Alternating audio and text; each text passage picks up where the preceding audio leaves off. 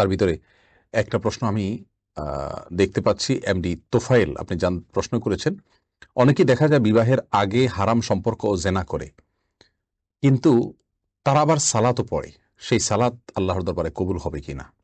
ভাই তোফায়েল, আপনি যে প্রশ্ন করেছেন এর চাইতে গুরুত্বপূর্ণ প্রশ্ন প্রাসঙ্গিক, যে বিবাহের আগে যে প্রেমের সম্পর্ক, তথাকথিত প্রেমের সম্পর্ক একজন ছেলে এবং একজন মেয়ের সাথে থাকে, এই সম্পর্কটি যদি শারীরিক সরাসরি জেনা পর্যন্ত নাও যায়, তথাপি এটি এক ধরনের জেনা।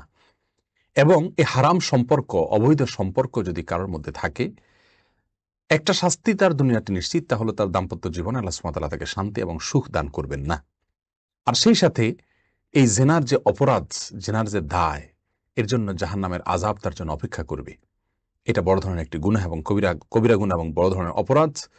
সেই সাথে যদি তিনি জেনা করছেন, অবৈধ সম্পর্ক রাখছেন কোনো মেয়ের সাথে বিবাহ বহির্ভূত, একই সঙ্গে তিনি সালাত আদায় করছেন, এরকম যদি হয়, আমরা আপনার প্রশ্নের উত্তরে বলবো তার সালাত কবুল হবে না, সেটা বলা যাবে না। বরং সালাত একটি স্বতন্ত্র ইবাদত, বরং এই অবস্থায় তার আরো ভালোভাবে সালাত আদায় করা উচিত। কারণ ইন্নাস সালাতা তানহা আনিল ফাহশাই ওয়াল মুনকার, সালাত মানুষকে অশ্লীল এবং অন্যায় কাজ থেকে বিরত রাখে, ফেরত রাখে, বাঁচিয়ে রাখে। যার কারণে সালাতের ব্যাপারে তিনি আরো বেশি মনোযোগী হওয়া দরকার।